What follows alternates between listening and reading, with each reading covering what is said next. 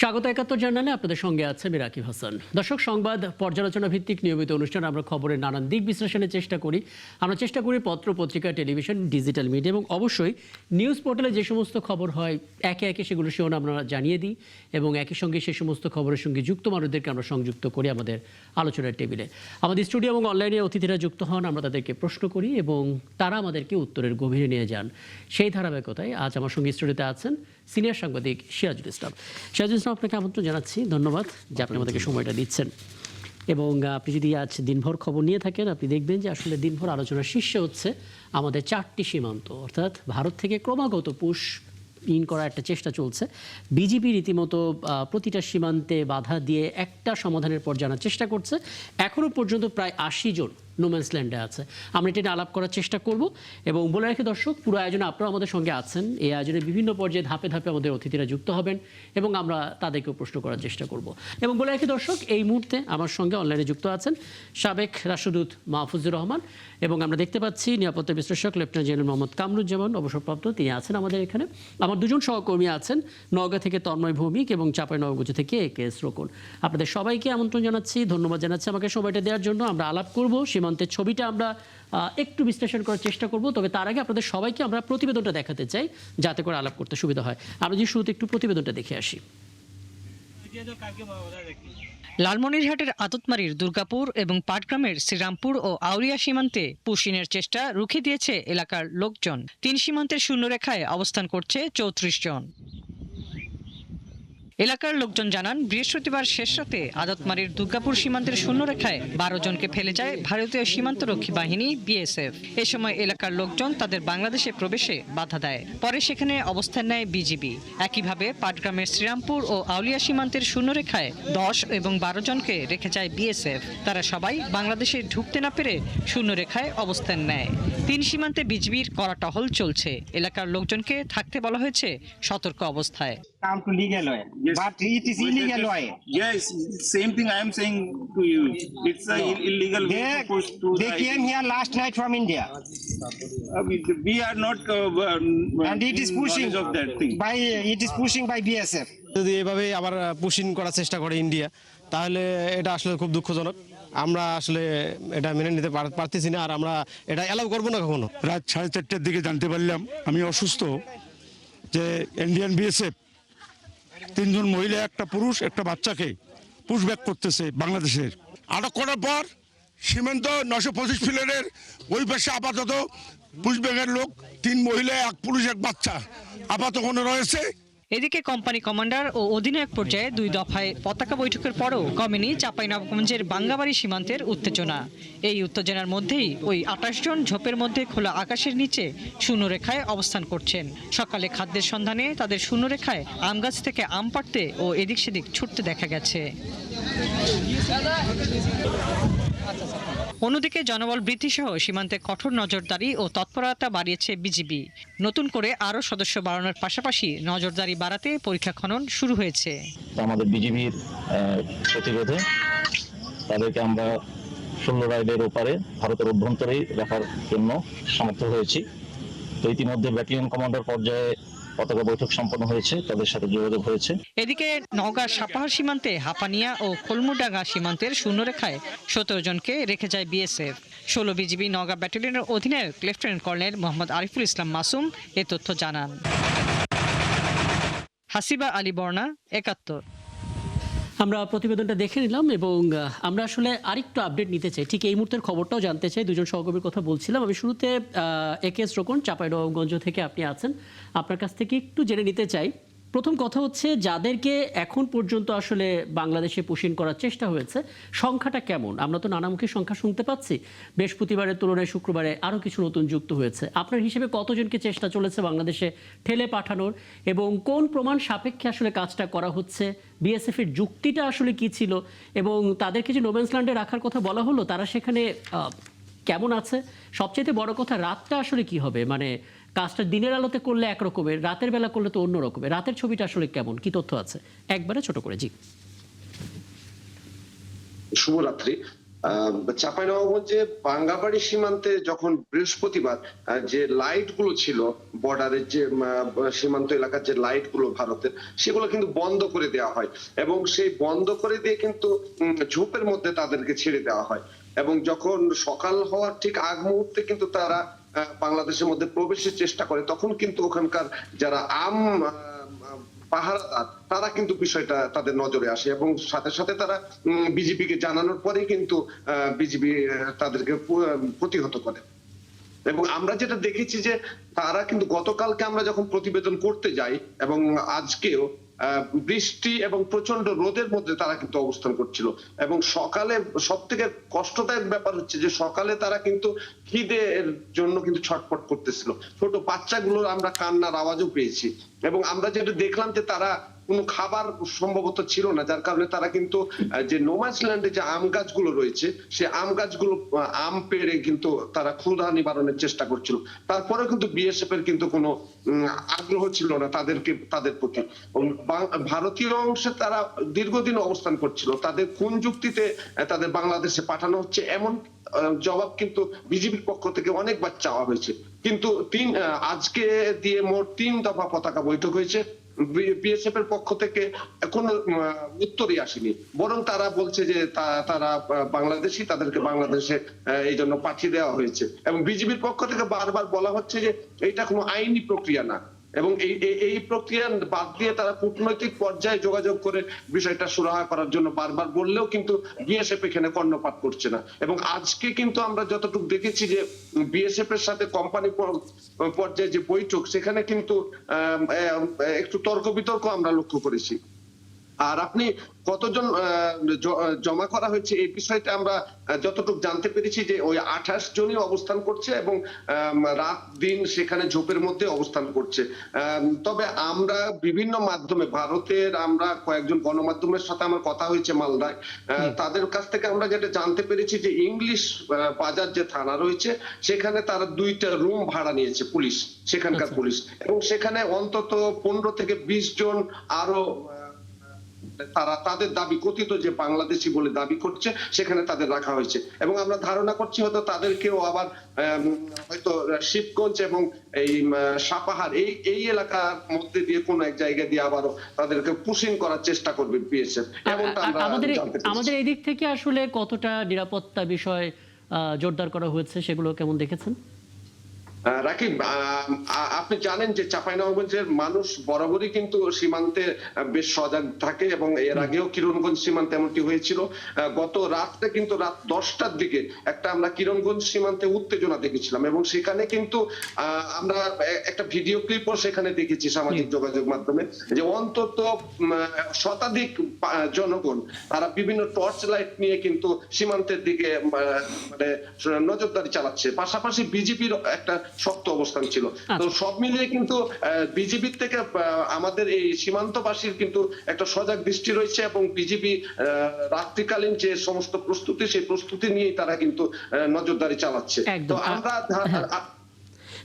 আবারও ফিরবো একেএস রোকন আমার সঙ্গে স্থির রয়েছেন, তিনি আপনার কাছে কিছু জানতে চাইবেন। তবে তার আগে আমি একটু নওগাঁর খবরটাও নিয়ে নিই। তবে ভৌমিক, আপনি শুনছিলেন মানে চাঁপাইনবাবগঞ্জে মোটামুটিভাবে রাতের অন্ধকারে সীমান্তে ভারতের অংশের লাইট বন্ধ করে সেখানে আসলে এই মানুষদেরকে ঝোপের মধ্যে ছেড়ে দেওয়া হয়েছে। সকালবেলা আসলে সেই জিনিসগুলো সাধারণ মানুষের চোখেও পড়েছে, বিজেপি চোখে পড়েছে এবং তার পরবর্তীতে আমরা দেখতে পেলাম নোম্যান্সল্যান্ডে 28 জন। নওগাঁতে আসলে কিভাবে পুশিং করার চেষ্টা চলেছে এবং এখন পর্যন্ত সেখানকার খবরটা কি দেখছেন? ধন্যবাদ রাকিব। আপনাকে জানিয়ে রাখি, নওগাঁতে 4টি সীমান্ত উপজেলা রয়েছে, পোস্টা, সাপাহার, ধামরহাট এবং পত্নীতলা। সেই 204 কিলোমিটার কিন্তু সীমান্ত এলাকা রয়েছে। তা আপনাকে জানিয়ে রাখি যে আমি সীমান্ত এলাকায় কিন্তু একাধিকবার গিয়েছি। এই যে চোরা কারবারি সহ যে পুশিং, এইগুলো নিয়ে কিন্তু আমরা অনেকবার প্রতিবেদন করেছি। আসলে ভারতীয় সীমান্ত এলাকাগুলোতে কিন্তু যে সীমান্ত কাঁটাতারের আছে তার ভিতর দিয়ে কিন্তু বিএসএফ এর চলাচলের জন্য সুব্যবস্থা রয়েছে, তারা তাৎক্ষণিক যেতে পারে। কিন্তু বাংলাদেশের যে সীমান্ত এলাকাগুলো আছে সেই এলাকায় কিন্তু বিজিবিদের জন্য চলাচলের জন্য কিন্তু সেই যোগাযোগ ব্যবস্থা নেই। আর এখানে আপনাকে জানিয়ে রাখি যে নওগাঁ যে 4টি উপজেলা আছে, সেই 4টি উপজেলায় কিন্তু বিভিন্ন যে নদীগুলো আছে সেই নদীতে ব্রিজ রয়েছে, সেই ব্রিজে কিন্তু মোটামুটি অনিরাপদ, অর্থাৎ ভারতীয় অঞ্চল হলেও সেখানে কিন্তু অনিরাপদ, সেদিক দিয়ে লোক কিন্তু চোরা কারবারি, পাচারকারী কিন্তু এটা দীর্ঘদিন হয়ে থাকে। এই আজকে যে ভোরবেলার দিকে যে বাংলাদেশি বলে যে 17 জনকে পুশিং করেছে বিএসএফ, যেটা আমরা জানতে পেরেছি, তারা কিন্তু আমরা যতদূর জানতে পেরেছি তারা হচ্ছে খুলনা, সাতক্ষীরা এবং যশোর এলাকাবাসী। তারা দীর্ঘ 15 থেকে 20 বছর আগে তারা ভারতে গিয়েছিল, সেখানে আমাদের যেখানে বাংলাদেশে বলা হয় জাতীয় পরিচয়পত্র, সেখানে ভারতে বলা হয় আধার কার্ড, সেই আধার কার্ড কিন্তু অনেকেরই হয়ে গেছিল। কিন্তু তার এই সর্বশেষ যে পরিস্থিতি, ভারতের পরিস্থিতি আপনারা সবাই জানি, তার পরিপ্রেক্ষিতে কিন্তু তাদেরকে বাংলাদেশি হিসেবে চিহ্নিত করে কিন্তু এই সীমান্ত এলাকা দিয়ে আজ ভোর 6টার দিকে সেখানে পুশিং করে বিএসএফ বলে আমরা জানতে পেরেছি। তারপরে এলাকাবাসী জানার পর সঙ্গে সঙ্গে স্থানীয় যে হাঁপানিয়া ক্যাম্প সহ আছে সেখানে কি বিজেপি ক্যাম্পে, সেখানে কিন্তু স্থানীয়রা সংবাদ দেন। এর পরিপ্রেক্ষিতে বিএসএফ বিজেপির পক্ষ থেকে কিন্তু জোরালোভাবে, কঠোরভাবে এলাকায় নিরাপত্তা ব্যবস্থা জোরদার করে এবং স্থানীয়রাও কিন্তু সহযোগিতা করেছে। তবে নওগাঁ আসলে পরিস্থিতি কিন্তু অন্যটা। নওগাঁ আসলে আপনি জানেন যে শান্তিপ্রিয় এলাকা, সেখানে জনগণ বা সাধারণ স্থানীয়রা তারা কিন্তু কোনো উত্তেজিত একদম। তবে ভূমি আমি একটা ছবি পুরোপুরি আপনার মাধ্যমে একটু দেখতে পেলাম। আসলে দুইটা জায়গাতেই, নওগাঁ এবং চাঁপাইনবাবগঞ্জ, দুই জায়গাতে আসলে মূল ভূমিকাটা সাধারণ মানুষ রেখেছেন এবং তারা আসলে বিজেপির বোধ করি সহায়ক শক্তি কিংবা আত্মবিশ্বাস হিসেবে কাজ করেছে। নিশ্চয়ই আপনারা আছেন এবং শাহজুল ইসলাম আমার দুজন অতিথি, এবং আছেন সহকর্মী তময় ভৌমিক চাঁপাইনবাবগঞ্জ থেকে কেস রকুল, কি বলবেন? এই যে আলোচনা আমরা দীর্ঘক্ষণ ধরে দুজন রিপোর্টারের কাছ থেকে শুনলাম এবং যে পরিস্থিতি আমরা পত্রপত্রিকা, গণমাধ্যম, সামাজিক মাধ্যম থেকে জানছি, বুঝছি এবং শুনছি, তাতে কতগুলো বিষয় আমার কাছে এখানে বসে আমি ছোট্ট করে টুকে ফেললাম। যেমন এখানে পুশিংয়ের ঘটনার শিকার যারা, তার ভিতরে আছে বাচ্চা, শিশু, নারী, বৃদ্ধ। তারপরে ঘটনা হচ্ছে কখন? একটা ভোরবেলা, একটা মধ্যরাত, রাতের বেলায়, দিনের বেলায়, সূর্য, রোদ, বৃষ্টি, কোনো কিছুর মানে তোয়াক্কা না করে সব অবস্থায় এই কাজগুলো হচ্ছে। এই সমস্ত নারী, শিশু, বৃদ্ধ মানুষ ক্ষুধায় কষ্ট পাচ্ছে। পাশাপাশি এই যে এদের সাথে যে ব্যবহারগুলো করা হচ্ছে, ব্যবহার একদম কমপ্লিটলি তা অমানবিক। আচ্ছা, এই কাজগুলো করা হচ্ছে কোথা থেকে? ভারত নামক একটি রাষ্ট্রের পৃষ্ঠপোষকতায়, একেবারে সরকারের সরাসরি মদদে পৃষ্ঠপোষকতা। আচ্ছা, তার আগে বলি, আপনি কি আমাদের দুজন সহকর্মীর কাছে কিছু জানতে চাইবেন? যদি জানতে চান তাহলে আমরা সেটা জেনে তারপর বিরতি দিই। না, তাদের কাছে এই বিষয়ে তাদের কাছ থেকে পরিষ্কার ধারণা পেয়েছেন। আমি একটু জানতে চাই, জনাব কামরুজ্জামান, আপনি কিছু জানতে চাইবেন আমাদের দুজন সহকর্মীর কারোর কাছ থেকে, নওগাঁ কিংবা চাঁপাইনবাবগঞ্জের, যদি কোনো বিষয়ে জানতে চাওয়ার থাকে? জি না, আমি কিছু কমেন্ট করতে চাই। আচ্ছা, তাহলে এই কমেন্টটা আমি বিরতি থেকে এসে নিব। যদি জনাব মাহফুজুর রহমান আপনি কিছু জানতে চান আমার দুজন সহকর্মীর কাছ থেকে। আমার একটা ছোট প্রশ্ন ছিল, যিনি নওগাঁর প্রতিনিধি ছিলেন তার কাছে, তন্ময় ভৌমিক জি, তিনি বলেছেন যে 17 জন বা যে কয়েকজনকে নোম্যান্স ল্যান্ডে দেখা গেছে তাদের সম্পর্কে তিনি একটা তথ্য দিয়েছেন যে তারা কখন ভারতের আধার কার্ড অর্জন করেছে বা কিছু একটা।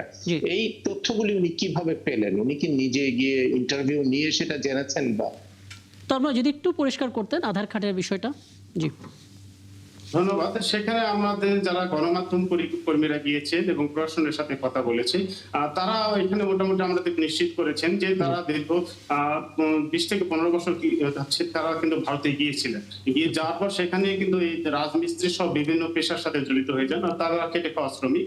তারা মূলত এই সুযোগে কিন্তু, যেহেতু তৃণমূল সরকার ছিল, সেই তৃণমূল সরকার কিন্তু আপনি জানেন যে বাংলাদেশিদের অনেকেই স্থান দিয়েছেন এবং এই যে ভারতের যে পরিস্থিতি হচ্ছে যে মুসলিমদের তারা সরাবে এবং অমুসলিম যারা হিন্দু, বৌদ্ধ, খ্রিস্টান তাদের কিন্তু তাদের জাতীয়, অর্থাৎ সেখানে আধার কার্ড করে দেওয়া বা বাসিন্দা করা হবে, কিন্তু অন্যদের যারা মুসলিম সম্প্রদায় আছে তাদেরকে থাকতে দেওয়া হবে না। অবৈধভাবে যারা আছে বা তারা অল্প দিনের মধ্যে যারা ওখানে আধার কার্ড করেছে অবৈধভাবে, সেই আইনের প্রক্রিয়া কিন্তু তাদেরকে চিহ্নিত করেন এবং সর্বশেষ যে কাগজপত্র নিয়ে সেখানে কিন্তু চিহ্নিত করছেন। চিহ্নিত করার পরে তাদের বাংলাদেশি হিসাবেই কিন্তু তারা কিন্তু করেছেন এবং তারা এবং আমাদের গণমাধ্যমের এখানে আমাদের কিছু সোশ্যাল মিডিয়া ভিডিও এসেছে যে তাদের আধার কার্ড ছিল, কাগজপত্র ছিল, কিন্তু সেখানে বর্তমান যে বিজেপি সরকার ক্ষমতা আসার পর কিন্তু এটা জোরালো হয় এবং সেখান থেকে তাদেরকে এই বাংলাদেশি বলে চিহ্নিত করে তাদেরকে এই পুশিং করা হয়েছে।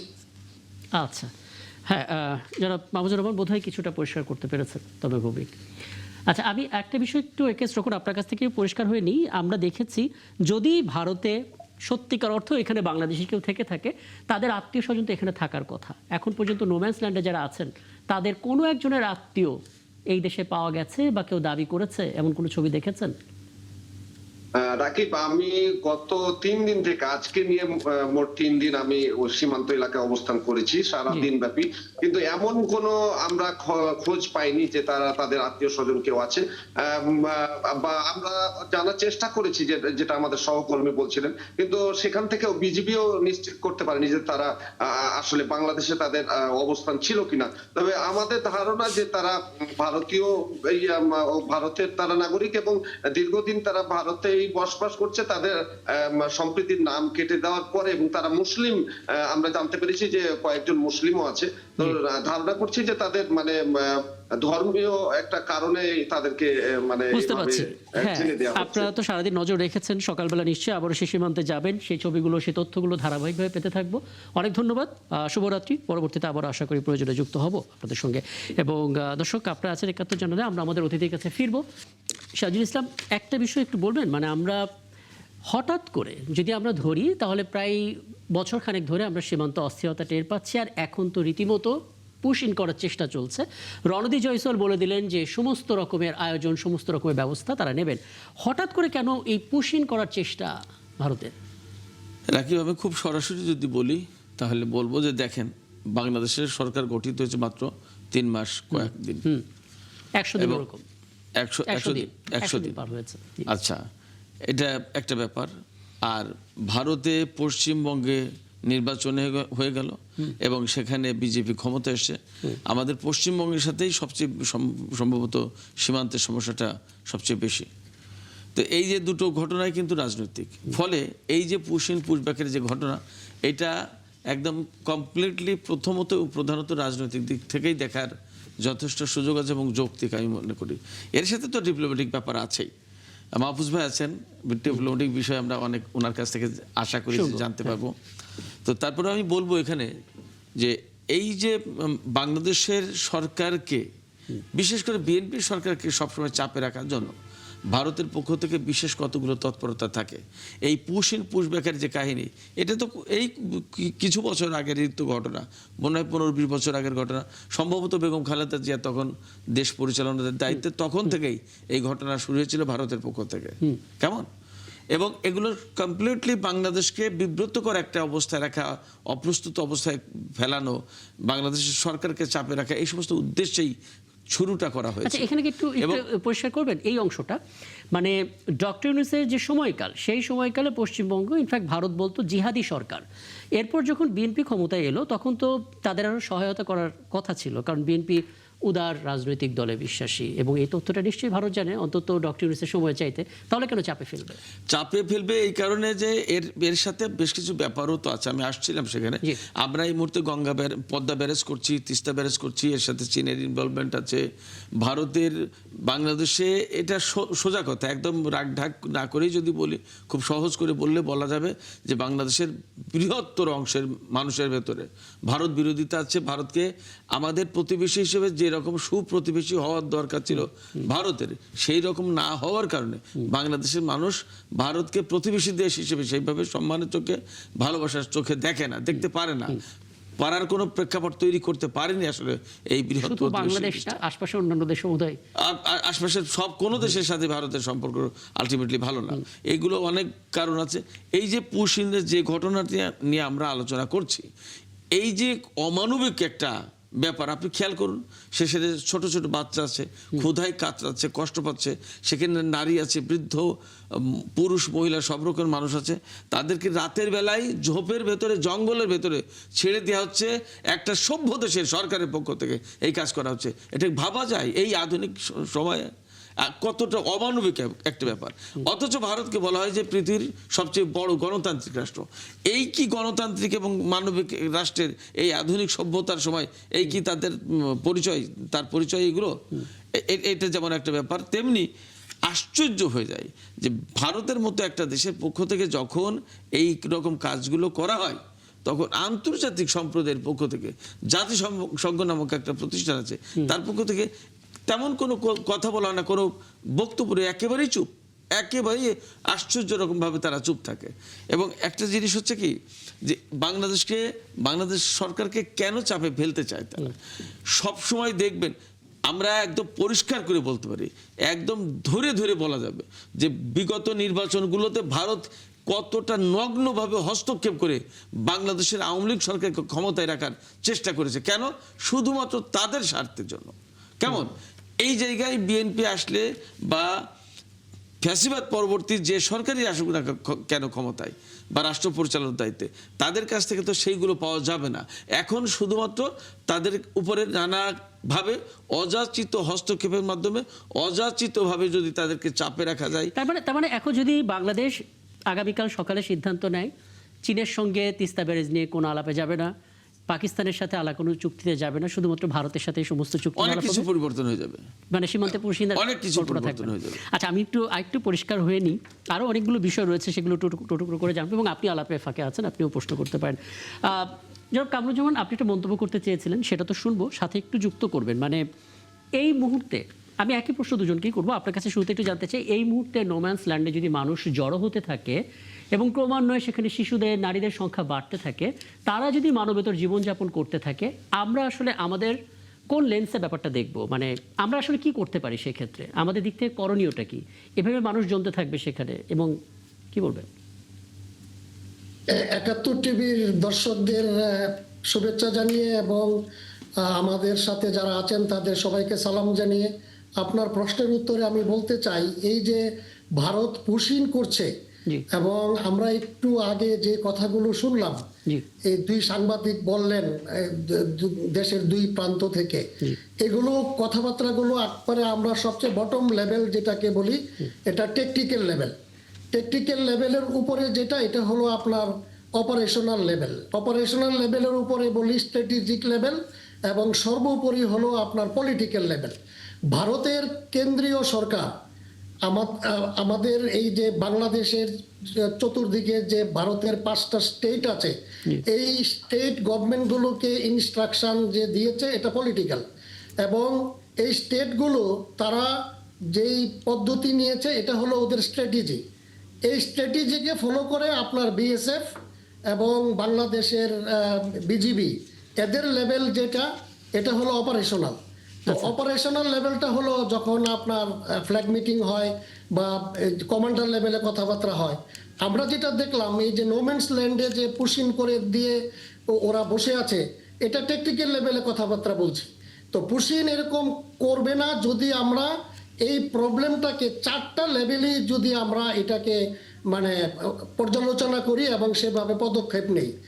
আমি তো মনে করি ওদের কেন্দ্রীয় সরকার বা ওদের ভারতের সরকার যেভাবে বলেছে যে অবৈধ বাংলাদেশিদেরকে তারা বিতাড়িত করবে, আমি নিশ্চিত কোনো অবৈধ বাংলাদেশি ভারতে নেই, কিন্তু বাংলাদেশে কিন্তু অনেক অবৈধ ভারতীয় আছে। আমি গত পরশুর প্রবাবলি আমার দেশ পত্রিকার একটা ইয়েতে দেখছিলাম রিপোর্টে, যে আমাদের দেশে অনেক আপনার অবৈধভাবে ভারতীয়রা আছে। তো আমরা যদি কাউন্টার অ্যাকশনে যাই, এটা বলা হয় যে offence is the best defence. আমাদেরকে কিন্তু পলিটিক্যাল লেভেলে, স্ট্র্যাটেজিক লেভেলে আমাদেরকে একটু অফেন্সিভ হতে হবে, তাইলেই আমাদের পরবর্তী যে অপারেশনাল লেভেল, এই যে বিজিবি লেভেল, এবং পরবর্তীতে যে আপনার সেক্টর এবং ক্যাম্প লেভেলে তারা তাদের সঠিক কাজটি করতে পারবে বলে আমি মনে করি। আচ্ছা, অফেন্সিভ মুভমেন্ট আসলে কেমন হতে পারে? কয়েকটা রেফারেন্স, কয়েকটা example. Offensive in the sense যে যখনই এই ধরনের ঘটনা ঘটবে, এটা তো সম্পূর্ণভাবে আন্তর্জাতিক আইনে সম্পূর্ণভাবে বেআইনি। এরকম পুশিং করা, এটা পৃথিবীর কোনো সভ্য দেশ, সভ্য জাতি এটা মেনে নিতে পারে না। ইউনাইটেড নেশনের আপনার UN high commissioner for refugee একটা অফিস আছে, আরেকটা আছে office for the coordinator of humanitarian affair.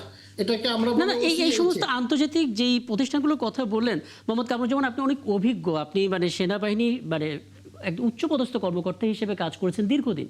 আপনার অভিজ্ঞতা থেকে মনে হয় আন্তর্জাতিক সংগঠনগুলো কোনো কাজে আসে? মানে গাজায় যে ছবি আমরা দেখি, ইরানের উপরে যে অনার্য যুদ্ধ হচ্ছে, সেখানে আন্তর্জাতিক সংগঠনগুলো তো কিছুই করতে পারেনি।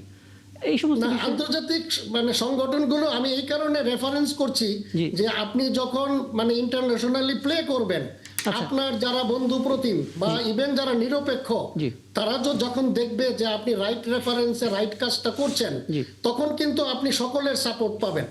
এবং আমরা শুধু ভারতের নেইবার নই, ভারতের আরো নেইবার আছে। সো আমরা যখন এটা আমি যেটা বললাম একটু আগে, যে পলিটিক্যাল লেভেল, স্ট্র্যাটেজিক লেভেলে যদি আমরা মানে এগুলোর সঠিক পদক্ষেপ নেই, আমরা যদি এটার প্রটেস্ট করি, আমি অফেন্স বলতে আমি অ্যাটাক মিন করি নাই। অফেন্স মানে আমাদেরকে প্রোঅ্যাক্টিভ হতে হবে, মানে ওরা একটা কিছু করবে তারপরে মানে বৈশ্বিকভাবে আমাদেরকে একটা সাড়া ফেলতে হবে। হ্যাঁ, পুরো সমস্যা সমাধান সম্ভব হবে না। একদম একদম। এখন আমি মোটামুটিভাবে স্পষ্ট। আমি একই প্রশ্ন জনাব মাহফুজুর রহমান আপনার কাছে জানতে চাই, যদি ইস্যুটা পলিটিক্যালি হয়ে থাকে তাহলে সেই সলিউশনটা আসলে স্ট্র্যাটেজিক বা টেকনিক্যাল ওয়েতে সম্ভব কিনা? কারণ অনেকগুলো পয়েন্ট এখানে খুব চমৎকার করে স্পষ্ট করেছেন মোহাম্মদ কামরুজ্জামান। একটা বিষয় একটু বলবেন, প্রথমত আমাদের দিক থেকে এই মুহূর্তে করণীয়টা কি? দ্বিতীয়ত হচ্ছে একটা আশাবাদের খবর যে আমাদের পররাষ্ট্রমন্ত্রী এখন জাতিসংঘের সাধারণ পরিষদের সভাপতি নির্বাচিত হয়েছেন, ওনার কি কিছু করার সুযোগ আছে কিনা ওই পরিচয় দিয়ে, ওই পদ নিয়ে? আসলে আচ্ছা, আজকে যে দুজন আলাপ আলোচনা করলেন আমি খুব মনোযোগ দিয়ে শুনলাম। জেনারেল মহোদয় যা বলেছেন এবং আমাদের সিনিয়র সাংবাদিক মহোদয় যা বলেছেন, খুবই গুরুত্বপূর্ণ অনেকগুলো বিষয় তারা তুলে এনেছেন। আমি যদি এখন তাদের কাছ থেকে কিছুটা ধার করে বলি, তাহলে হয়তোবা কিছুটা আমরা উপসংহারে পৌঁছতে পারবো। যেমন ধরেন, জেনারেল মহোদয় যেটা বলেছেন যে অনেকগুলো লেভেলে এই বিষয়টা নিয়ে কাজ করার সুযোগ আছে, কেবলমাত্র ট্যাকটিক্যাল লেভেলে না, একেবারে উপরে পলিটিক্যাল লেভেলেও এটার আলাপ আলোচনার প্রয়োজন আছে। এবং উনি একইভাবে বলেছেন যে আমাদেরকে একটু প্রোঅ্যাক্টিভ হয়ে কাজটা করতে হবে। এইটাই হলো সমাধান। অর্থাৎ আমরা এই 100 দিন বলছি সরকার, কিন্তু সরকারের কিন্তু একদিনও বসে থাকার কোনো সুযোগ নাই। সুতরাং প্রথম দিন থেকেই তাকে ওই যে এনগেজমেন্টটা বাড়ানো উচিত ছিল। এবং এখনো আমি মনে করি আমরা খুব একটা পিছিয়ে নেই। আমরা যদি এই মুহূর্ত থেকেও ভারতের সঙ্গে এনগেজমেন্টটা আরো বাড়ানোর চেষ্টা করি, অর্থাৎ বাড়াতে সচেষ্ট হই, এবং এই যে বিষয়গুলো নিয়ে ডিসপিউট তৈরি হচ্ছে এবং ইমিডিয়েটলি আমরা সাফার করছি, এই বিষয়গুলো যদি সামনে নিয়ে আসা হয়, তাহলে আমার মনে হয় এটা সমাধানের দিকে আমরা এগোতে পারি। কিন্তু কেবলমাত্র যদি ওই ফিল্ড লেভেলের জন্য ছেড়ে দেওয়া হয়, তাহলে দেখা যাবে যে এটা অনেক কমপ্লিকেটেড হয়ে যাবে, অনেক জটিল হয়ে যাবে। কারণ পশ্চিমবঙ্গের নির্বাচনের পর থেকেই অনেকেই তো সেটা অনুমান করছিলেন যে এই নির্বাচনে যদি বিজেপি জয়ী হয়, তাহলে হয়তোবা এই ধরনের একটা ঘটনা ঘটতে পারে যে ভারতের দিক থেকে পুশিনের চেষ্টা হতে পারে। পুশিনকে আমার কাছে কোনো সমস্যা মনে হয় না, আমার কাছে বরঞ্চ মনে হয় যে এটা একটা বড় সমস্যার প্রতিফলন। অর্থাৎ দুটো দেশের মধ্যে সম্পর্কের টানাপোড়েন আছে, এইটার একটা প্রতিফলন হলো পুশিনটা করে আপনাকে শুধু বিরক্ত করা হচ্ছে, এবং বিরক্ত করা হচ্ছে যেন পরবর্তীতে আপনি যখন কোনো না কোনো সমঝোতায় যাওয়ার চেষ্টা করবেন বা আলোচনা যাওয়ার চেষ্টা করবেন, তখন আপনি যেন একটা চাপের মধ্যে থাকেন। এটা একটা কৌশল, কূটনীতিরও এরকম অনেক সময় কৌশল হয়, যুদ্ধেও এই ধরনের কৌশল অনেকে প্রয়োগ করে থাকেন। তো সেই জন্য আমাদের উচিত ছিল আরো আগে দুদেশের সম্পর্ক উন্নত করার জন্য সচেষ্ট হওয়ার জন্য।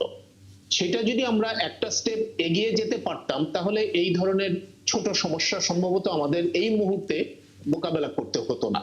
এটা আপনি জানেন যে বিজেপি দীর্ঘদিন ধরে এই বয়ানই দেওয়ার চেষ্টা করছে, এবং এই যে ভারতের পররাষ্ট্র মন্ত্রী মহোদয় যে অভিযোগ করেছেন, আমাদের পররাষ্ট্র প্রতিমন্ত্রী মহোদয়কে এটার একটা জবাব দিয়েছে।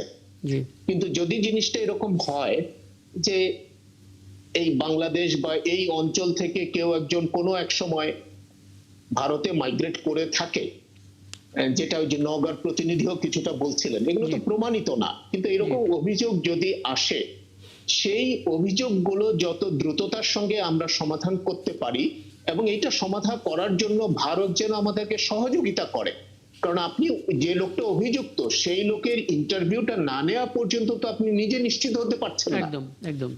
এবং সে যা দাবি করবে সেটা তো আপনাকে আবার বাংলাদেশে ভেরিফাই করতে হবে।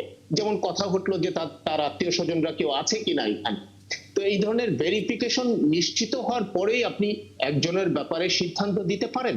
আদারওয়াইজ একটা লোক সে নিজে সিদ্ধান্ত নিয়ে সে নিজে ভারতে আছে, সে নিজে ভারতের নাগরিক দাবি করছে, সেখানকার আধার কার্ড সংগ্রহ করছে, আপনি তো চাইলেই তাকে বাংলাদেশি বলে আবার গ্রহণ করে ফেলতে পারেন না। একদম।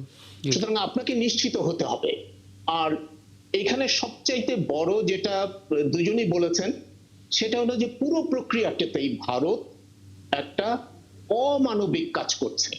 তো সেইটাই অ্যাকচুয়ালি আমাদের কাছে বড় হওয়া উচিত, যেন এই অমানবিক ভাবে এই সমস্যার সমাধানে ভারত আগ্রহী না হয়। একদম পরিষ্কার। সুতরাং আমরা যদি একটু সচেষ্ট হই তাহলে হয়তো এই সমস্যাটা এইভাবে হয়তো আমাদের আর দেখতে হবে না। জনাব সিরাজুল ইসলাম, আপনি কিছু জানতে চাইবেন? আমি এখানে আরো একটু আমার বক্তব্যের এক্সটেনশন যদি বলিস তাহলে বলবো যে যেটা মাহফুজ ভাই সর্বশেষ বলে যে মানবিক ব্যাপার, আমিও এই জায়গাটাই খুব গুরুত্ব দিতে চাই যে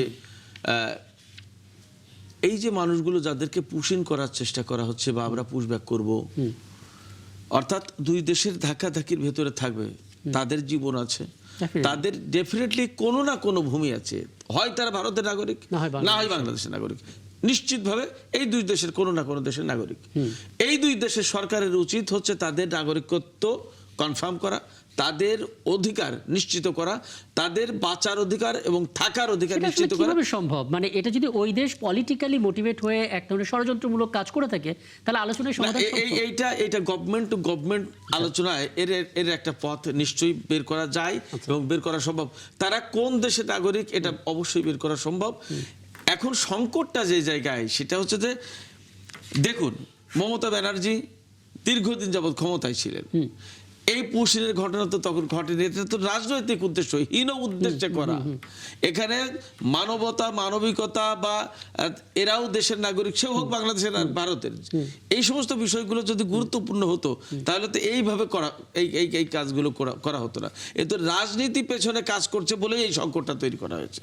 এবং এই যে অপরাজনীতি, বিজেপির অপরাজনীতি, এই বিজেপির অপরাজনীতির শিকার ওই মানুষগুলো, বিজেপির অপরাজনীতির শিকার ভারত নামক রাষ্ট্র, এবং বিজেপির অপরাজনীতির শিকার আমরা বাংলাদেশ। অনেকগুলো বিষয় আসলে এখানে বললেন, মানে দিন শেষে আসলে বাস্তবতা এটাই যে অপরাজনীতি যারা করছে তারাই আসলে দেশটা চালাচ্ছে। আসলে মুশকিলটা এখানে। আমি একটু মোহাম্মদ কামরুজ্জামান একটা বিষয় একটু স্পষ্ট করবেন, মানে আপনি কথা প্রসঙ্গে বলছিলেন ওদের দেশে যদি অবৈধ বাংলাদেশি থেকে থাকে, আমাদের দেশেও অবৈধ ভারতীয়রা আছে। নিশ্চয়ই এটা কোনো বড় সলিউশন হবে না যে আমাদের দেশের অবৈধ ভারতীয় নাগরিকদের ধরে ধরে তাদের মতো করে অমানবিক কাজ করা। আমরা আসলে তাদের ব্যাপারে কি বার্তা দিতে পারি ভারতের কাছে? না, এটার জন্য যে পদ্ধতি আছে আন্তর্জাতিকভাবে স্বীকৃত পদ্ধতি, ওই পদ্ধতিতে আমরা এগুতে পারি। তো আমি আগের ভাইয়ের কথার সূত্র ধরে বলতে চাই, আসলে দল কিন্তু খারাপ বলা উচিত না। দলের যারা কর্ণধার, একজনের জন্য দেখা যায় যে পুরো দলের আপনার অ্যাক্টিভিটি গুলো বিতর্কিত হয়ে যায়। জি, আজকের যে বিজেপি, এই বিজেপির কিন্তু স্রষ্টা আমাদের আশুতোষ মুখার্জির ছেলে শ্যামাপ্রসাদ মুখার্জি, এবং ওরা যদি বেঁচে থাকতো, যদি দেখতো যে বিজেপির এই ধরনের আচরণ, কারণ এখন যারা বড় বড় নেতা পশ্চিমবঙ্গে, ইভেন কেন্দ্রীয় সরকারে, এরাও কিন্তু অনেকে এই বাংলাদেশের বিভিন্ন অংশে ওদের পূর্বপুরুষরা ছিল। সো সমস্যা থাকবে, সমস্যার আপনার কূটনৈতিক সমাধান হবে আন্তর্জাতিকভাবে যে আইন কানুন আছে ওগুলো দিয়ে। কিন্তু আমরা অমানবিকভাবে এরকম পুশিং করে দিব, এগুলো অত্যন্ত মানে মর্মান্তিক। সেজন্য আমি যেটা একটু আগেও বলেছিলাম, মাহফুজ ভাই আছেন আমার ক্যাডেট কলেজের বড় ভাই, উনি মির্জাপুর ক্যাডেট কলেজ, আমি ফৌজদারহাট ক্যাডেট কলেজ, একজন দক্ষ উনি রাষ্ট্রদূত ছিলেন। তো আমি মনে করি যে আপনি যে কোনো কাজ যদি নিয়ম শৃঙ্খলা নিয়ে এবং আইনগত দিকগুলো দেখে যদি যুক্তি দিয়ে করতে পারেন, একদম শেষের দিকে এসে ব্যান্ডউইথে একটু ঝামেলা হলো, আমরা একটু সংযোগটা পুনঃস্থাপন করতে থাকি। এই ফাঁকে জনাব মাহফুজুর রহমান, যে প্রশ্নের উত্তরটা একটু মিস করে গিয়েছিলাম আপনার কাছ থেকে, সেটা একটু যদি বলে দিতেন যে আমাদের পররাষ্ট্রমন্ত্রী যেহেতু জাতিসংঘের সাধারণ পরিষদের সভাপতি নির্বাচিত হয়েছেন, তিনি আসলে এই ইস্যুতে কোনো ভূমিকা রাখতে পারেন কিনা? আমরা যে অমানবিকতার শিকার হচ্ছি, এই জিনিসটা আমরা গ্লোবালি তুলে ধরার ক্ষেত্রে একটা মাইলেজ পাবো কিনা? না, আমি এইটা বিশ্ব পরিমণ্ডলে নেয়ার পক্ষপাতী এই মুহূর্তে না। কারণটা হলো এটা একটা দ্বিপাক্ষিক সমস্যা এবং এটা দ্বিপাক্ষিক ভাবেই সমাধান করা ভালো, এবং আমি নিশ্চিত এটা সমাধান সম্ভব, এটা অসম্ভব কিছু না। কেননা এইটা নিজে, আমি তো আগেও বললাম, এটা নিজে কোনো সমস্যা না। যেমন আমাদের জ্বর হলে তখন বলা হয় যে শরীরের অন্য কোথাও অন্য কোনো ঝামেলা হয়েছে যে কারণে বডির টেম্পারেচার বাড়ছে। জিনিসটা অনেকটা সেরকম। আমি আপনার প্রশ্নের সরাসরি উত্তরে যাওয়ার আগে একটা ছোট জিনিস বলে নিই, যেটা বলা হচ্ছে যে যেহেতু আমরা জাতীয় নিরাপত্তার স্বার্থটা চিন্তা করছি, বাংলাদেশের কনটেক্সটে কিন্তু আমাদের এখানে মানবিকভাবে দেখার সুযোগ নাই। অর্থাৎ জাতীয় নিরাপত্তার স্বার্থকে বিঘ্নিত করে আমাদের এখানে মানবিক হওয়ার কোনো সুযোগ নাই। সুতরাং আমাদের দিক থেকে যে ভূমিকা বিজেপি রেখেছে সেই ভূমিকায় অব্যাহত রাখতে হবে। অর্থাৎ কোনোভাবে এখানে পুশিনের চেষ্টা প্রতিহত করতে হবে, এটা কোনোভাবে সুযোগ দেওয়া যাবে না। মানবিক কারণ বা অন্য কোনো কারণে এখানে শৈথিল্য প্রদর্শন করার কোনো সুযোগ নাই। আমাদের পররাষ্ট্রমন্ত্রী মহোদয়ের কথা যা বললেন, আমি নিশ্চিত, যেহেতু জাতিসংঘে উনি নির্বাচিত হয়ে গেছেন, সুতরাং সেদিক থেকে অর্থাৎ নির্বাচনের কারণে ওনার ব্যস্ততা এখন কমে গেছে। এই সুযোগে আমি মনে করি উনি, ভারত যেহেতু আমাদের প্রতিবেশী দেশ এবং গুরুত্বপূর্ণ একটা দেশ, ভারতের সঙ্গে সম্পর্ক উন্নয়নেও উনি এখন মনোযোগী হবেন। এবং উনি এর আগে একটা সফর করেছিলেন দিল্লিতে, কিন্তু তখন সেই দ্বিপাক্ষিক বৈঠকের পুরো ফরম্যাটে বৈঠকটা হয় নাই। আশা করি এখন তিনি সেই উদ্যোগটা নেবেন এবং সমস্ত ইস্যু নিয়ে, ভারতের সঙ্গে যে সমস্ত ইস্যু পেন্ডিং আছে সমস্ত ইস্যু নিয়ে একটা, এবং ওই রকম দল বল নিয়ে তিনি গিয়ে ভারতের সঙ্গে নেগোসিয়েশনে বসবেন। অনেক ধন্যবাদ, অনেক ধন্যবাদ। আমার হাতে আরেকটা বিষয় রয়েছে। সম্প্রতি তুরস্কের পররাষ্ট্রমন্ত্রী বাংলাদেশে এসেছেন এবং বাংলাদেশ তাদেরকে একটা বিশেষ ইকোনমিক জোন দিতে চায়, সেরকম আশাবাদও দিয়েছে, এবং তুরস্ক এখানে ড্রোন কারখানা বানাতে চায়, তাদের একটা উইশফুল চিন্তা। যদিও চীনের সঙ্গে বাংলাদেশ এই কাজ আগেই করে রেখেছে। এটা নিয়ে একটু আলাপ করবো ছোট্ট একটা বিরতি ফিরে এসে। আপনারা জানেন বাংলাদেশে তুরস্কের পররাষ্ট্রমন্ত্রী হাকান ফিদান সফর করেছেন, সেটা নিয়ে একটু কথা বলতে চাই। সিরাজুল ইসলাম, হাকান ফিদান বাংলাদেশে আছেন এবং তিনি আসলে বাংলাদেশে ড্রোন কারখানা বানাতে চান, এরকম একটা অ্যান্টিসিপেশন, এরকম একটা প্ল্যানের কথা তিনি জানিয়েছেন। বাংলাদেশও তাদেরকে একটা বিশেষ ইকোনমিক জোন দিতে চান, যেখানে তারা কাজ করতে চান, দুই দেশের বাণিজ্যটা আরও যেন বেগবান হয়। এখন কথা হচ্ছে, তুরস্কের সঙ্গে বাংলাদেশের সম্পর্ক জোরদার হোক, বাণিজ্যিকভাবে এগিয়ে যাক দুই দেশ, সেটা সবাই প্রত্যাশা করবে, কিন্তু তুরস্কের সক্ষমতা, বাংলাদেশের প্রত্যাশা, দুটোর মধ্যে বৈষম্য কতখানি দেখেন আর কি? আমি মনে করি যে এখানে তুরস্কের সক্ষমতা যা, আমাদের প্রত্যাশা তো আকাশচুম্বী থাকতেই পারে। তুরস্কের সক্ষমতা যথেষ্টই আছে। আমরা দেখেছি যে ড্রোন শিল্পে তুরস্ক কিন্তু খুব উন্নতি করেছে, কোনো সন্দেহ নেই। সামরিক শিল্প বলতে যেটা বোঝায়, তাতে তুরস্ক যথেষ্ট উন্নত এবং এই মুহূর্তে আলোচিত একটা শক্তি, তাতেও কোনো সন্দেহ নেই। এবং তুরস্ক হচ্ছে একমাত্র নেটো জোটের মুসলিম সদস্য, এটা আর একটা বিশেষ বৈশিষ্ট্য। যারা সারা জীবন ইউরোপীয় ইউনিয়নের সদস্য হতে চেয়েছে বাট পারেনি, সেটা আর একটা ভিন্ন বিষয়। তো এইরকম কতগুলো ব্যাপার আছে, সেই জায়গা থেকে তুরস্কের কাছে আমাদের বাংলাদেশের প্রত্যাশা, চাওয়া পাওয়া, একটা দ্বিপক্ষীয় লেনদেন, এগুলো সবই হতে পারে। কিন্তু আমার কাছে ভিন্ন একটা জায়গা থেকে অন্য একটা পর্যবেক্ষণ আছে, সেটা হচ্ছে যে তুরস্ক যা দেশ, মুসলিম একটা দেশ, কিন্তু মুসলিম উম্মার চিন্তা সে যতটা করে, আমরা যা প্রত্যাশা করি তার সাথে সঙ্গতিপূর্ণ কিনা, সেটা খুব একটা ইম্পর্ট্যান্ট ব্যাপার। কারণ আমরা বাংলাদেশের মানুষ একটা এমন একটা অবস্থা তৈরি করা হয়েছে বেশ কিছু বছর ধরে, তুরস্ককে অনেক বেশি মুসলিম বিশ্বের জন্য অনেক বেশি হাইলাইট করা হয়েছে এবং মুসলিম বিশ্বের স্বার্থ দেখার জন্য একটা বড় শক্তি হিসেবে তুলে ধরা হয় বাংলাদেশে।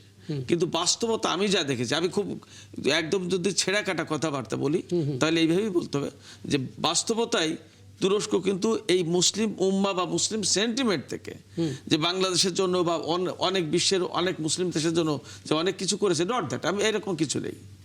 হাকান ফিদান এসছে, মোস্ট ওয়েলকাম। তুরস্কের পররাষ্ট্রমন্ত্রী থেকে শুরু করে আরও কর্মকর্তা আসবেন, আমাদের সাথে ব্যবসায়িক সম্পর্ক বাড়বে, সম্প্রসারণ হবে, ড্রোন কারখানা প্রতিষ্ঠা হবে, আমাদের নিরাপত্তা, তাতে আমাদেরও ব্যবসা বাণিজ্য বাড়বে, এসবই ঠিক আছে, দ্যাটস ওকে। বাট মুসলিম উম্মার সেন্টিমেন্ট থেকে যে বিষয়গুলো তুরস্ককে কেন্দ্র করে সামনে আনা হয়, হাইলাইট করা হয় এবং এক্সপেকটেশনের মাত্রাটা দিন দিন বাড়ানো হচ্ছে, এই জায়গা থেকে তুরস্ক কতটুকু প্রত্যাশা পূরণ করতে পারবে বা করবে বা করছে, সেটা আমার কাছে ভীষণ প্রশ্নের ব্যাপার। এটা খুব মানে বড় একটা ন্যারেটিভ যেটা আপনি তুলে ধরলেন। মুসলিম উম্মার জন্য আসলে তুরস্ক কতটুকু ভালো কিছু করেছে তার চাইতে অনেকে এই রেফারেন্সটা যায় যে ক্ষতি তো কিছু করেনি। আর দ্বিতীয় বিষয় হচ্ছে হ্যাঁ, ক্ষতি কিছু করেনি তাও বলা যাবে না। যেমন কথা আপনার এই অনুষ্ঠানে বলতে হলে তো খুব খোলামেলায় বলতে হবে, না বললে তো যেমন যখন যতটুকু বলা যায়। দেখুন, মুসলিম বিশ্বের জন্য ইসরায়েল যদি একটা সংকটের কারণ, সমস্যার কারণ হয়ে থাকে, তাহলে এই ইসরায়েলের সাথে তুরস্কের কিন্তু এখনো সম্পর্ক অনেক বেশি, এবং তুরস্কের সাথে সম্পর্ক থাকার কারণে ইসরায়েল নামক যে ভূখণ্ডটি, এই ভূখণ্ডটি এই মুসলিম জনগণকে হত্যার জন্য যে অস্ত্র তৈরি করতে হয়, তার প্রচুর পরিমাণে ইস্পাত লাগে, সেই ইস্পাতের যোগানটা তুরস্ক থেকে আসে। আচ্ছা, আজারবাইজান নামক যে রাষ্ট্রটি, যার সাথে তুরস্কের ভীষণ গভীর সম্পর্ক, এই আজারবাইজান থেকে প্রচুর পরিমাণে তেল গ্যাস তুরস্কের ভেতর দিয়ে পাইপলাইনের মাধ্যমে ইসরায়েলে পৌঁছায়। এই জায়গায় ইসরায়েলের একটা সহযোগী দেশ হিসেবে ভূমিকা পালন করে থাকে তুরস্ক। সেই ক্ষেত্রে ইসরায়েল যদি সংকটের কারণ হয় মুসলিম বিশ্বের জন্য, তাহলে সেই সংকটের পরোক্ষ কি সোজাসুজি সরাসরি তো তুরস্ক এখানে ভূমিকা রাখে, এমনও তো আলোচনা আছে। যাই হোক, অনেকগুলো ন্যারেটিভ, এগুলো নিয়ে সময় থাকলে একটু একটু করে জানার চেষ্টা করব। আমি মোহাম্মদ কামরুজ্জামান আপনাকে একেবারে শেষের দিকে মিস করেছিলাম, তবে আমরা ধরতে পেরেছি আসলে আপনার বক্তব্যটা।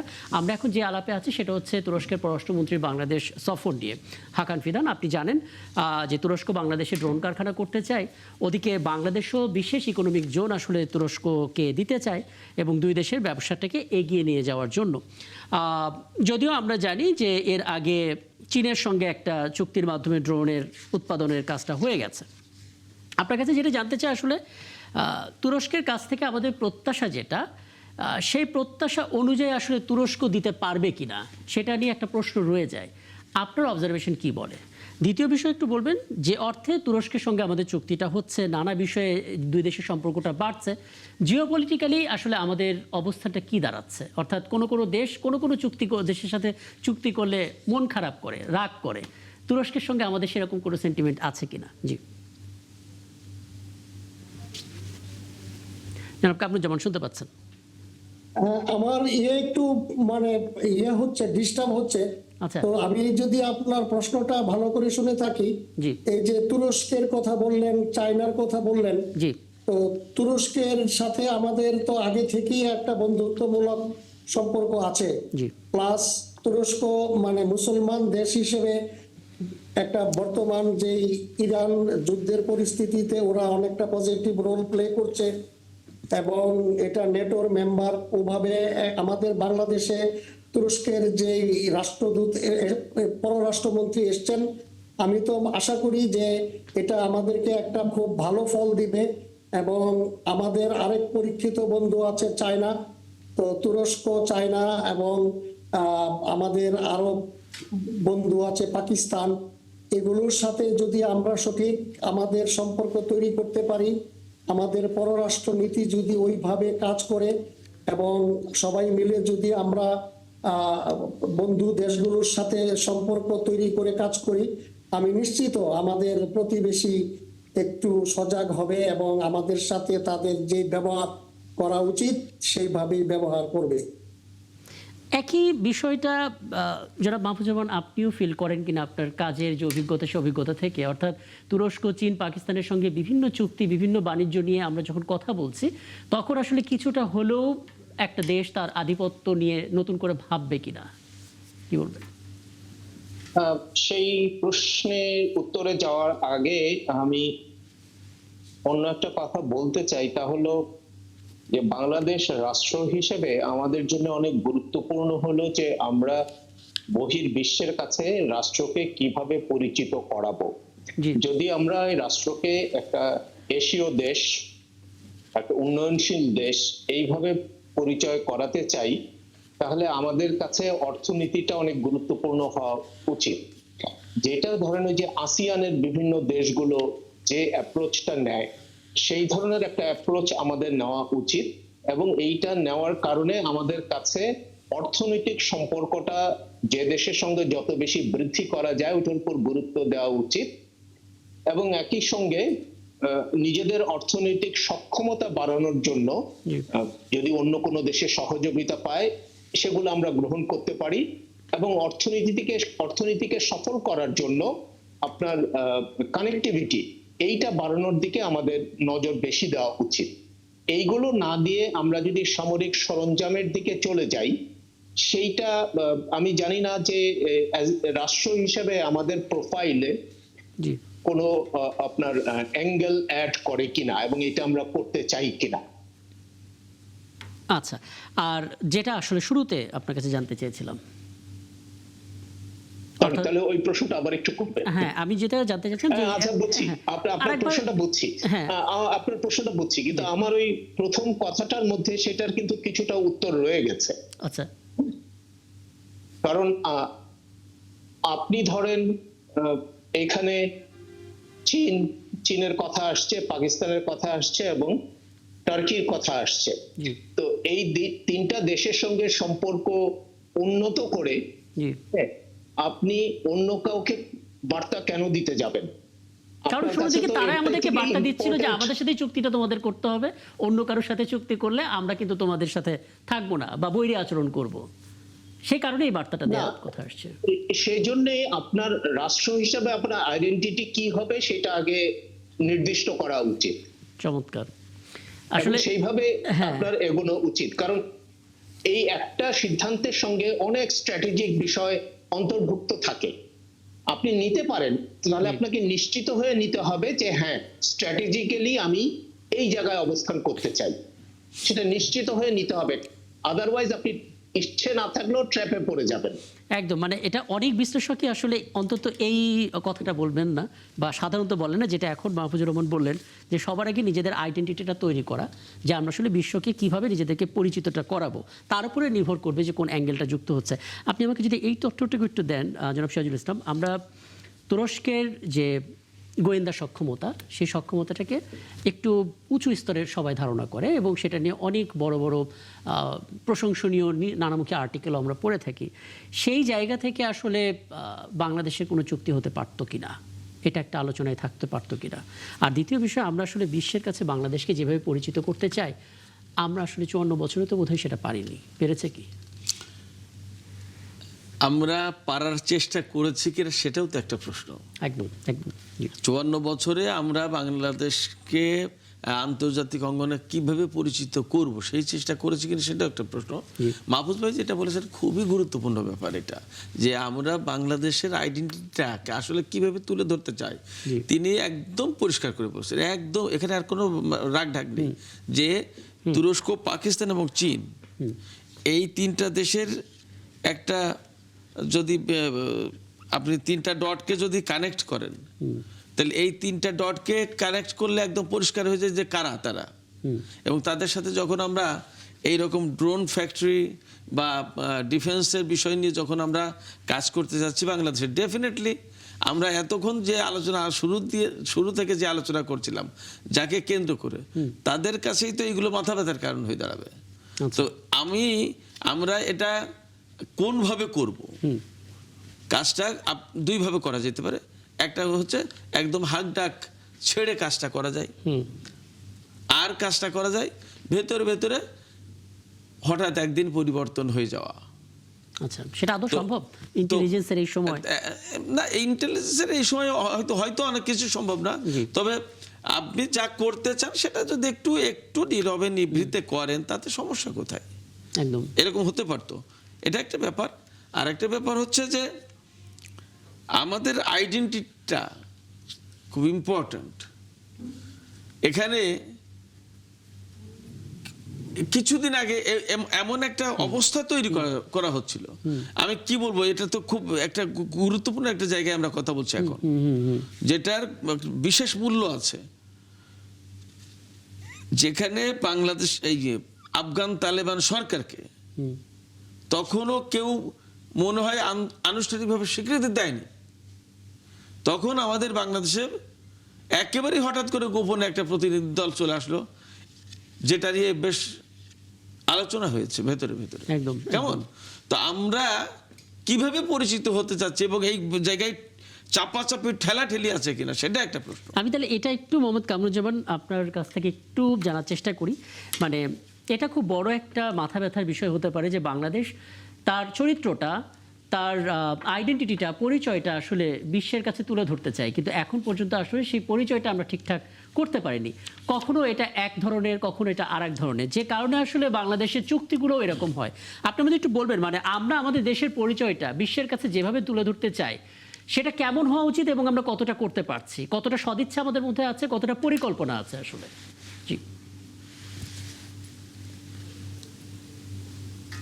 এটা আমাকে প্রশ্ন করছেন? জি, আমি আপনার কাছে জানতে চাইছি মোহাম্মদ কামরুজ্জামান। জি, হ্যাঁ, বাংলাদেশের পরিচয় মানে বাংলাদেশি হিসাবে অবশ্যই আমরা চাইবো যে এই কিছুদিন আগে আমরা জানি একটা সুখবর যে আমরা সাইপ্রাসের সাথে কম্পিট করে জাতিসংঘের সাধারণ পরিষদের সভাপতি নির্বাচিত হয়েছে। এটা কিন্তু অত্যন্ত বিরাট একটা পাওনা।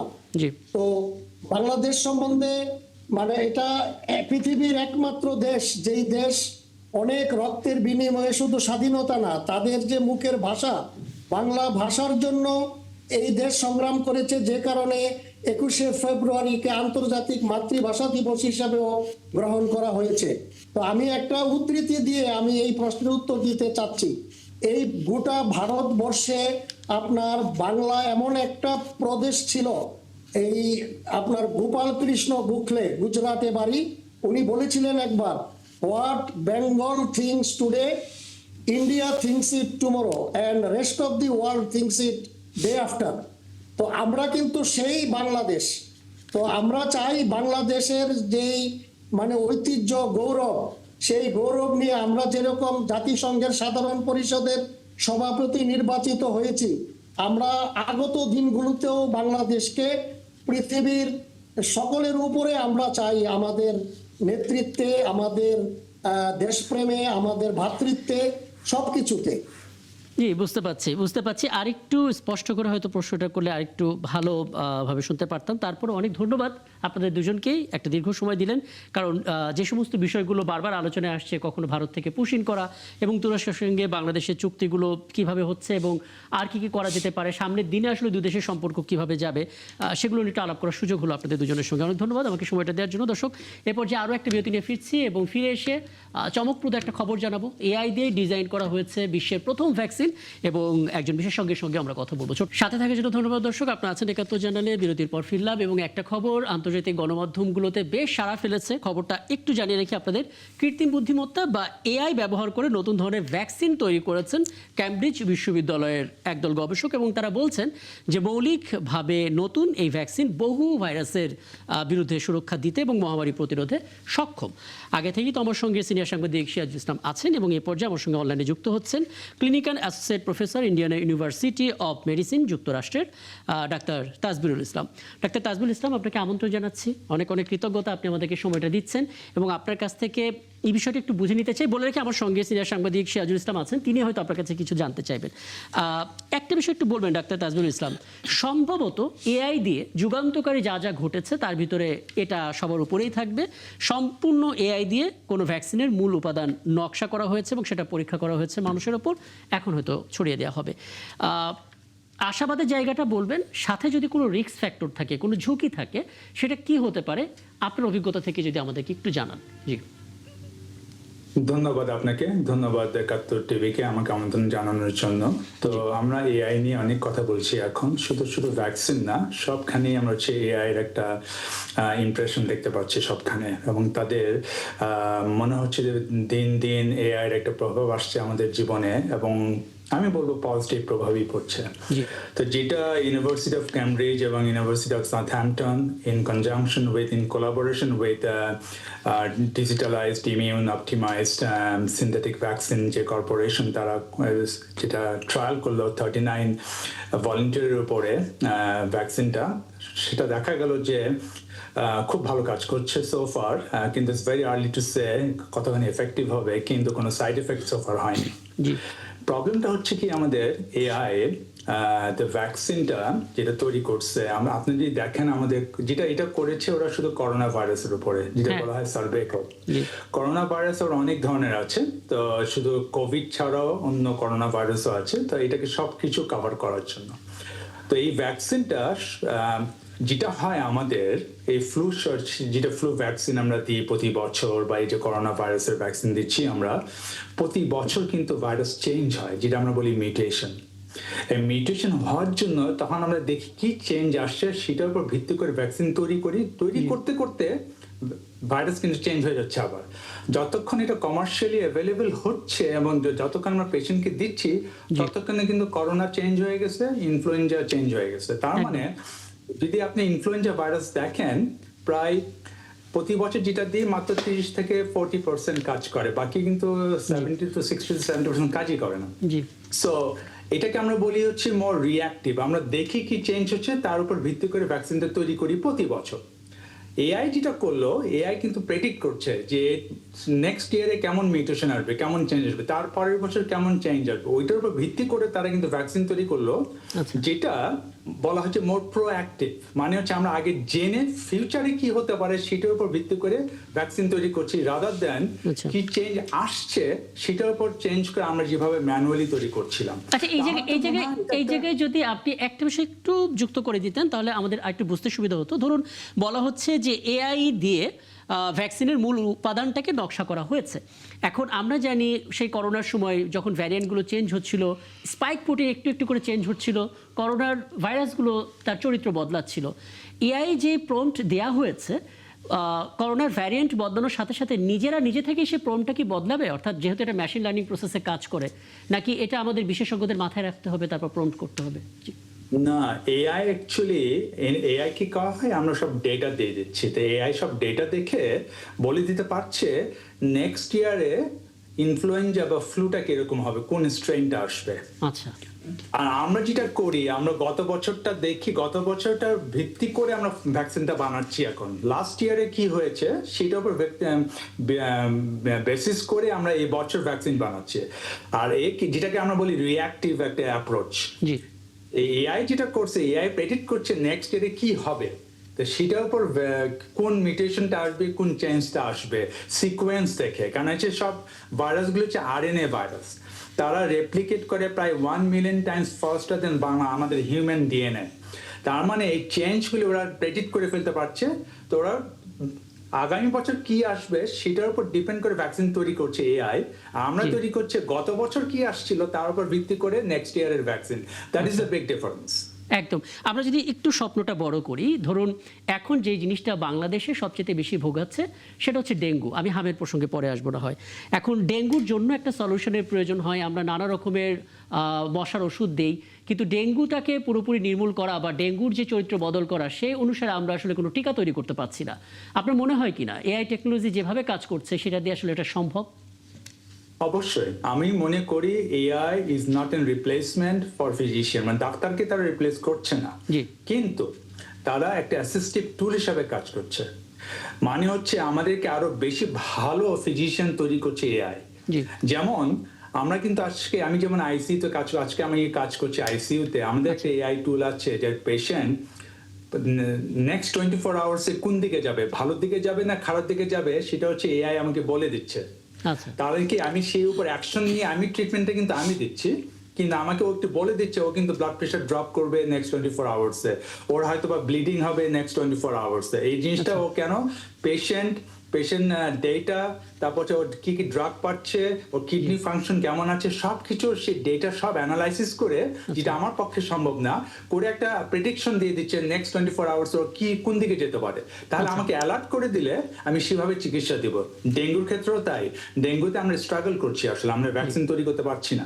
সেই জন্য আমার মনে হয় AI will be a huge tool হবে to find out the vaccine for dengue. আচ্ছা, একটা হয়তো প্রশ্ন সাধারণ মানুষ তাদের মাথায় আসবে, যারা জেমিনি বা চ্যাট জিপিটি ব্যবহার করেছেন তারা সবসময় নিচে লেখাটা দেখেছেন যে চ্যাট জিপিটি বা জেমিনি ক্যান মিস্টেক্স, তার মানে এআই ভুল করতেও পারে। তো তারা যে ফোরকাস্টটা করছে সামনের বছরে বা সামনের সিজনে আসলে কি ধরনের পরিবর্তনটা আসবে, এটা ঠিকঠাক হচ্ছে কিনা, এটার জন্য কোনো কোয়ালিটি কন্ট্রোল বা আলাদা কোনো নজর?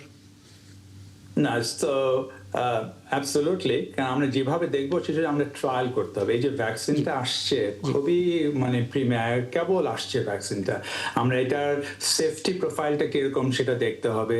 নাম্বার 2 হচ্ছে কতখানি এফেক্টিভ আর সেটাও দেখতে হবে। তো সেটার জন্য আমাদের একটু অপেক্ষাও করতে হবে আসলে কাজ করছে কিনা। যেটা আমি বললাম, আমরা এখন এআই আসছে বলে আমরা গা ছেড়ে দিলাম যে আমরা কোনো কাজ করবো না, এআই সব করে দিবে, আমাদের কিছু দেখার দরকার নাই, সেটা না, কিন্তু আমাদেরও ডেটাগুলি অ্যানালাইসিস করতে হবে আসলে এটা এফেক্টিভ কিনা। তবে আমি বলবো এআই যেভাবে আগাচ্ছে আমাদের মেডিসিনে, আমি বলতে চাচ্ছি আমার মনে হয় ইটস এ হিউজ একটা support for us to make a good physician, also to provide the best support, best care to the patient.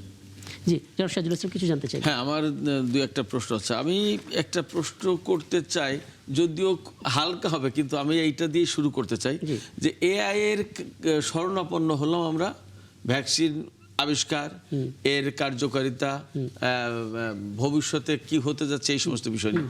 তাহলে আমরা মানব ডাক্তাররা কি খানিকটা ব্যর্থ হলাম, বা আমাদের যোগ্যতা দক্ষতা কি আসলে ভীষণভাবে সীমাবদ্ধ হয়ে গেল বা সীমিত অবস্থা থাকলো, যার কারণে এআই আমাদের উপর প্রাধান্য বিস্তার করলো, বা এআই এর কাছে আমরা মানে একটা শঙ্কার কথা, চাওয়া পাওয়ার কথা তার কাছেই জানালাম, সেই সমাধান দিক? আমার মনে হয় না, এটা অবশ্যই একটা সাধারণ মানুষের মনে জাগতে পারে, তাহলে এআই কি ডাক্তার হয়ে গেল কিনা, আমাদেরকে আর ডাক্তারের কাছে যেতে হবে কিনা। তো আসলে কি আমি যেটা বললাম, এআই হচ্ছে একটা অ্যাসিস্টিভ টুল হিসাবে কাজ করবে। যেমন ধরেন আপনি যদি দেখেন 300 বছর আগে আমরা কিন্তু স্টেথোস্কোপও ছিল না, আমরা কি দিতাম, এটা কাগজ মুড়ায় একটা গোল করে একটা পাইপের মতন করে শুনতাম লাংকে এরকম। তারপর আসলে স্টেথোস্কোপ আবিষ্কার হলো, স্টেথোস্কোপ দিয়ে আমরা আমরা আওয়াজ শুনে বুঝতে পারতাম কি হচ্ছে না হচ্ছে, একটা আন্দাজ করতে পারতাম। এখন কিন্তু আমরা স্টেথোস্কোপও তেমন ইউজ করি না, আমরা করি আল্ট্রাসাউন্ড দিয়ে আমরা দেখতে পারি আসলে স্ট্রাকচার, লাং কেমন আছে, হার্ট কেমন আছে, লিভার কেমন আছে। So we use ultrasound now all the time. স্টেথোস্কোপের ইউজ কিন্তু কমে গেছে। সেরকমই এখন যদি আমরা এআইটা নিলে হবে কি, এআই হচ্ছে আমাদেরকে সাহায্য করবে to get a better diagnosis, better treatment আর আর্লি ডায়াগনোসিস। যেটা আপনাকে বললাম, এআই কিন্তু প্রেডিক্ট করতে পারছে, কিন্তু এআই প্রেডিক্ট করলো, কারণ প্রবলেমটা হচ্ছে ডেটা যদি রং ডেটা যায় তাহলে ও প্রেডিক্ট করবে রং। সো এটা হচ্ছে ইটস ভেরি ইম্পর্টেন্ট, আমাদের ডেটাটা ইন্টারপ্রিট করতে হবে, ওর যেটা ডেটা দেবে সেটাই নেব। তার মানে আমরা যদি এইভাবে চিন্তা করি, যদি ভুল হয় আপনি একটু কারেকশন করবেন, সেটা হচ্ছে চিকিৎসকরা এতদিন যেভাবে কাজ করতো বা যে প্রক্রিয়ায় এই সলিউশনগুলো তারা দিতেন, এআই আসার পর সেই ফোর্সটা, সেই শক্তিটা বেড়ে গেল, তাই তো?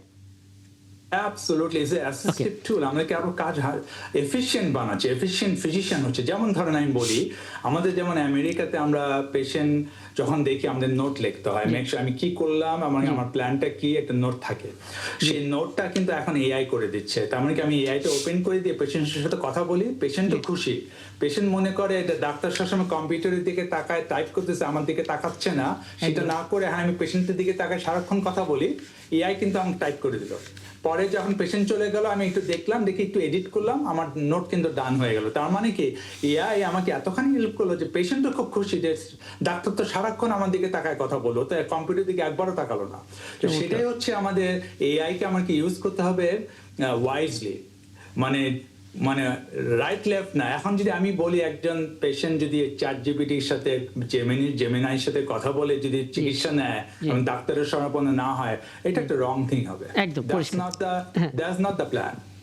আচ্ছা, আমার এখানে আর একটা ছোট্ট প্রশ্ন আছে, সেটা হচ্ছে যে এই যে আমেরিকায় বসে আপনারা এআই দিয়ে গবেষণা করে এত এত এত অগ্রগতি করছেন, এগিয়ে নিচ্ছেন চিকিৎসা ব্যবস্থাকে। আমাদের বাংলাদেশের মতো দেশ এর সাথে খাপ খাওয়ানোর জন্য কি করতে পারে, এবং আমরা আপনাদের এই অগ্রগতির কারণে আমরা ভীষণভাবে পিছিয়ে যাচ্ছি কিনা সেই আশঙ্কা তৈরি হচ্ছে। মানে আমরা আসলে সেই সহায়ক শক্তিটা হতে চাই, আমরা আমাদের মেধাবী ডাক্তারদেরকে এই পর্যায়ে নিতে চাই, ট্রেন্ড আপ করা, নানামুখী সাজেশন দেয়া বা যুক্ত করা। জি না, তো অবশ্যই আসলে আমাদের তো টেকনোলজি নির্ভর হতেই হবে। যেমন ধরেন আমরা এআই কোথায় ইউজ করি আমরা বেশি, এখন অলরেডি আমরা কিন্তু ইউজ করা বেশি শুরু করছি। যেমন ডিকটেশনে পেশেন্ট যখন দেখে ডিকটেট এআই করে দিচ্ছে, আমাদের কথা শুনে করে একটা সামারি করে দেয়। সেকেন্ড হচ্ছে আমরা এক্স রে বা ক্যাট স্ক্যান বা এমআরআই এগুলিতে কিন্তু ওদেরকে ইনভলভ করা হয় এআই কে। যেমন কিছু কিছু মাইনর চেঞ্জ হয়তো এক্স রেতে আমার চোখে ধরা পড়েনি, বা হচ্ছে ক্যাট স্ক্যানে আমার চোখে ধরা পড়েনি, কিন্তু এআই চোখে ধরা পড়ছে ওইটা। তো এআই তখন আমাকে বলে দেয় যে ওইটা ওখানে এই জায়গাটা দেখা যাচ্ছে, তখন কিন্তু আমি আবার সেকেন্ড লুক দেবো, তারপর আমি ডিসাইড করবো এআই কমেন্টটা আমি নিব, সাজেশনটা আমি নিব কি নিব না। সো ইজ এ অ্যাসিস্টিভ টুল। এখন বাংলাদেশে এটা নিতেই হবে, আলটিমেটলি এআই অবশ্যই নিতে হবে। ওয়েস্টার্ন ওয়ার্ল্ড যেভাবে আগাচ্ছে বাংলাদেশে সেই পেসেই আগাতে হবে। বাংলাদেশের ফিজিশিয়ান বলেন বা যারা আছেন তারা তো খুবই হচ্ছে স্মার্ট এবং intelligent. I don't see any problem in implementing. প্রবলেমটা হচ্ছে ইমপ্লিমেন্টটা কিভাবে করা হবে, তার বাজেটটা কেমন আসবে। যেমন হেলথ সেক্টরের বাজেট খুবই কম। সাংঘাতিক প্রবলেম হচ্ছে 1% of the GDP which should be 5% of the GDP। এটা আমরা বরাবরই বলে থাকি আপনাদের মতো বিশেষজ্ঞদের পেলেই, যে হেলথ সেক্টর এবং আমাদের গবেষণা সেক্টর দুটো জায়গাতে আসলে বাজেটের খুব টানাটানি। আমার হাতে সময় থাকলে আপনার অভিজ্ঞতাটা আরও একটু দীর্ঘায়িত করতাম, একটু শুনতাম, কিন্তু সময়টা একেবারেই শেষ। অনেক ধন্যবাদ, কৃতজ্ঞতা আমাকে সময়টা দেওয়ার জন্য, এবং দর্শক আপনাদেরকে ধন্যবাদ আমাদের সঙ্গে থাকার জন্য। আগামীকাল দেখা হবে নতুন বিষয় নিয়ে। ৭১ জানালে থাকবেন আমাদের সঙ্গে।